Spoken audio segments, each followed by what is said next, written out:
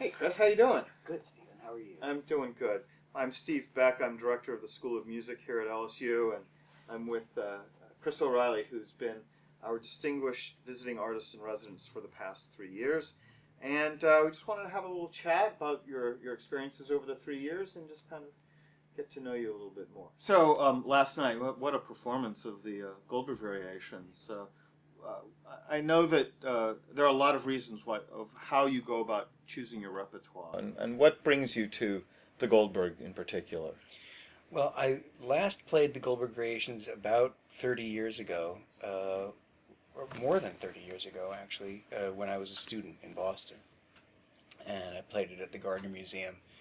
And in the intervening 30 years, Gunther Schuller, who was at that time president of New England Conservatory, which is where I went to school, has been the head of the Northwest Bach Festival, otherwise known as the Spokane Bach Festival in Spokane, Washington. And last year, William Dotman was to have performed the Goldberg Variations at the Bach Festival and had to beg off.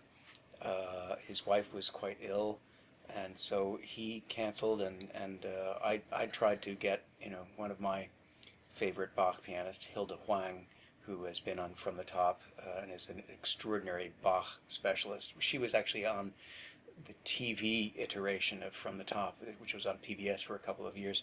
And I remember we did a sequence with her, and she was making sort of a time capsule to be sent into space, like Glenn Gould's thing. She was doing a sort of a letter to Glenn, beyond the grave. So she's a total Bach fanatic. Anyway, they ended up using another friend of mine for that concert. Laura Downs does a set of pieces, 12 Ways of Looking at the Goldbergs, done by various composers.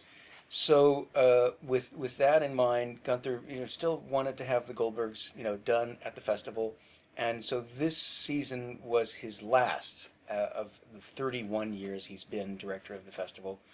And so he asked for me to prepare them for a concert, which was, I guess, about a week ago.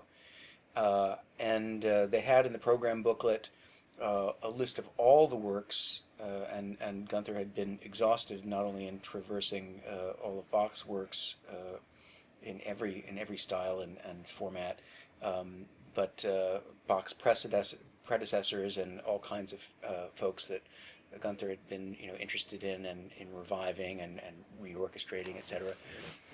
So I looked in the book, and the only performance of the Goldberg Variations at the Bach Festival was 2013 was my performance. So I was incredibly honored by that. And so when we were putting the schedule together for my final recital here at LSU under the residency, I thought it was probably a good idea to do that. It's the kind of piece you work up and you want to get mileage out of it, because it's just such a gargantuan piece on so many different levels. I was thinking about this during your performance. As you get through the last variation, the quadlibet, and you're thinking about, okay, I'm finally getting to the end of this. The end is near. You arrive at the aria, which when it comes back has so much more meaning and is so much more intimate in many ways. I'm wondering, what are your thoughts as you get to the reprise of the aria? Are you so exhausted that you're dreading this, or is this a relief, or what's going through your mind at that moment? Actually, I was thinking, well, would they kill me if I all of a sudden, went back and started with Variation 1 and did 2 complete performances? Take the repeat of the repeats. Take the repeat of the repeats, right. There you go. No, I agree with you. It's a gargantuan event, but it's such an immersive thing that, also, not just performing them, but working on them. I remember, when I was really starting to, reorganize them in practice and had a good deal of time in December to do so. I spent most of the month of December, not touching the damper pedal. Yeah. So I discovered a lot about, articulative differences and mostly, transparency in piano sound that I think, I've learned a lot about playing all kinds of music from working on the Goldbergs. So yeah, it was a wistful, ending to the residency by being able to perform this piece that is rather seldom performed and certainly seldom in my lifetime. And I thought it was a nice rounding out of the experience. I think so too. I think the audience really appreciated it, and they wanted it to linger. They wanted that moment of that last resolution of F sharp to G to just last that much longer. I think the crowd was really very appreciative. Really felt it. Yeah, absolutely. So, what are some of the more memorable parts of your residency? What are the things that you will take away from your time here at LSU? I think the first thing is not only what I take away, but what my first impression was with the community at LSU, which is to say that in every forum, whether it be masterclass or private lessons or chamber music with the kids, and faculty, my concerto appearances with the LSU Symphony Orchestra with Carlos Riazuelo, these have all been exemplary experiences in terms of the dedication, the positive attitude, the willingness to take chances, the willingness to work, the willingness on the part of the faculty to allow me to get in there and mess with these kids' heads, and they've been unremittingly generous and supportive, and the kids have been just extraordinary. I've heard some of the best playing anywhere in the country from these sessions that that they've given themselves wholeheartedly, trying new ideas and things like that. It's been I'll take away a great deal of gratification, but first and foremost, it's just that there's something in the water here or whatever, but it's a really extraordinarily endearing quality that the students and the faculty here at LSU School of Music have. The respect that they have for each other, the love of music that they have, and is so clear, the degree to which somebody like Maestro Riazuelo really demands so much of the kids, but is always there to let them know that he appreciates the work that they've done. And I don't really as highfalutin as some of the music departments can be across the country, I don't really get that sense of boundless enthusiasm and dedication and willingness as I do here at LSU. Well, that's great. That's good to hear. Well, thank you. Yeah, it was here when I got here. It's been a joy to experience on an ongoing basis. I know that in the time that I've been here as a faculty member, I've always thought of this place as being wonderfully collegial and friendly, and people really do work with one another and help one another out. And I'm glad that you were able to get that as well. Comes across. I wanted to ask you some, I won't call them trick questions, but just things to kind of get a sense of you as a musician and things that you value. How did you come to start playing the piano? Why is the piano your instrument of choice? Well, it was actually an ultimatum. My mother taught me how to read prior to my entering kindergarten. And the nuns at the St. Athanasius School where I went in Evanston, Illinois, were very concerned that if I knew how to read already in kindergarten, I was going to be bored, and therefore I was going to get into trouble. And they didn't want any troublemakers. Heaven forbid. Heaven forfend. Right. And so they gave me an ultimatum, or gave her the ultimatum, $15 a week for French lessons or piano lessons. Take your pick. So, of course, my mother thought I had perfect pitch, but it wasn't because I had perfect pitch. It was because I could read the record jacket that said, Tchaikovsky Piano Concerto in B flat minor. So I knew what that was. Right. And also, my father played the piano till he was 13, and he had a really great record collection. We had all the Toscanini recordings, and there we are, growing up in the Chicago suburbs and having access to the Ravinia Festival and the Chicago Symphony at all times. But having stood next to my father in church, I can vouch for the fact that he was completely tone deaf. Absolutely no sense of matching pitch whatsoever. But it was deemed a good idea to go for piano lessons as opposed to French lessons. Much to my regret. Have you played other instruments? Have you ever dabbled with other I tried. I parts tried of the music cello. making? I was teaching at a summer music camp, and they wanted to have a new photograph taken at Chatham College, and there was the chapel in the background, and a flute player halfway down the hill, and a string quartet seated on the hill, and the cellist was sick that day, so I got to play cello in the photograph. But I wasn't particularly a great cellist, but that's always been my favorite other instrument. So that led me to kind of the next question: if there was another instrument, cello, and so Cello, I guess definitely, your collaborations with Matt go excuse me go towards that direction. Oh, absolutely. The way in which I went sort of wayward was, I think about sixth grade. I realized that girls were not all that impressed with the fast octaves of the Sixth Hungarian Rhapsody, and my sister introduced me to the Beatles, and so I started listening to pop music, and so I thought, well, maybe maybe if I have a band or something, the girls would like it. They didn't really pay any attention to me. I think anyway, it didn't matter.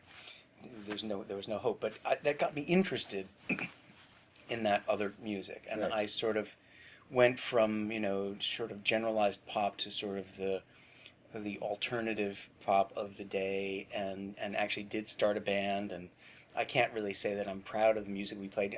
Keyboards in rock music have never been really too fantastically dignified outside of the songwriting realm, Elton Right. John and people like that. But the bands that I was listening to and playing and emulating were things like Iron Butterfly and the Doors and Santana and stuff like that. That I don't think they really stand up very well. But I kept skirting to the fringes, and by the time I was midway through high school, I was getting into jazz and jazz rock fusion, and playing jazz professionally in a club before I graduated high school. So there was always that sort of second strain of other types of music that I was Right. interested in, if not another instrument, at least a different genre. Right. Right. Well, and that led to the work that you're doing now, Exactly. where you're really trying to bring the music of today, into the classical arena, into the pomp and circumstance of of the concert hall. I think that's been quite remarkable, and I think it's brought a real depth to what you've been able to communicate to our students. Well, we've had, we had one of the correspondents who's has been covering the last days of my residency. Came to see the Goldberg Variations last night because he's a big Radiohead fan, and Well, did there you go. actually have that feeling at the end that he didn't want it to end. So, Right. so I think there's, and as Gunther reminds me, there's that great quote of Duke Ellington, which is that there are only two kinds of music: good music and the other kind, which is to say, I mean, I think at his point was at that time there was the uptown and downtown, downtown being Carnegie Hall, Sure. music scene, and so there were certain,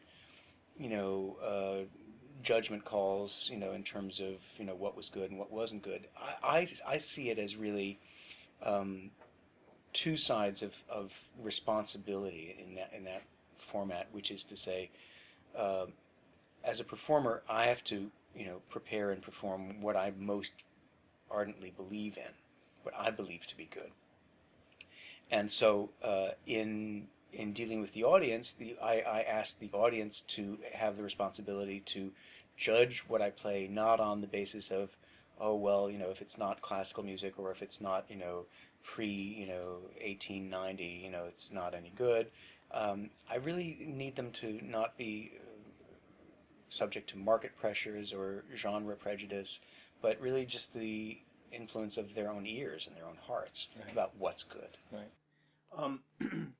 The last question that I have, really it gets to a game that we used to play when I was in graduate school. I'll update it for our current times, but we called it desert island music. So if you knew you were going to be stranded on a desert island, and you had an iPod, but all you could fit on the iPod were 5 pieces of music, what would those 5 pieces be, and why? Well, I think the Goldbergs would have to be one of them. But of course, then we get into the whole aspect of whose recording we're going to use. So that's a problem. That takes up 3 slots right there. I know. Yeah, both Gould performances, and my friend Matt Heimovitz doing his string trio version. Right. But yeah, that would be number one. I'm sorry, I'm cheating because I'm picking pieces that are multifaceted. So I would say the second piece would probably be Shostakovich's Complete Preludes and Fugues. He wrote 24 Preludes and Fugues, and I think the reason behind that will also inform some of my further choices. But some of my favorite music is that which is not just a product of its time, but a product of all time that has preceded it. And Shostakovich is exemplary because it of course takes as its departure point Bach's contrapuntal masterpieces, but then incorporate everything that's come from there, liturgical music, Russian liturgical music, Russian folk music, jazz, 12-tone music, and I find a world, a whole universe within that music. Another composer who I think has been a master of synthesizing various forms and formats and styles was Igor Stravinsky. Sure. And so my absolute favorite, despite our present celebration of the centennial of the premiere of The Rite of Spring, my favorite piece of Stravinsky, and would have to accompany me on the desert island, would be Apollo at La Musicette. Sure. Because again, it embraces all possible styles and genres and the whole history of music in that sense. And it's just always been a real favorite of mine. So now I've got two left. Two left. So would have to be, I got to say, in term, we'd have to have something from the Romantic era, and it would either have to be, one of the Rachmaninoff concertos, but I think I'd probably have to go with my favorite symphony, which is Brahms' First Symphony. I just think there's something there's a humanity about that piece that I find just so engaging and so revelatory and so perfect. And I think Brahms is the exemplar of economy in music and really cutting to the bone of musical gesture. Mm-hmm. And then we'd probably have to include one of my pop favorites. So I'd have to go with Elliott Smith. If we had to pick one album, that would be tough. I would have a real hard time there because, my listening to pop music comes directly out of my snobby classical, judgment, which is to say that when you buy a recording of a Mahler symphony, there are no weak tracks in a Mahler symphony. Sure. And likewise, on an Elliott Smith record, there are no weak tracks on an Elliott Smith record. So I think either or would be, that's actually the title of one of his records, and so I'd probably go with that. Okay. Well, great. Well, thank you very much. It's really been a pleasure to have you here.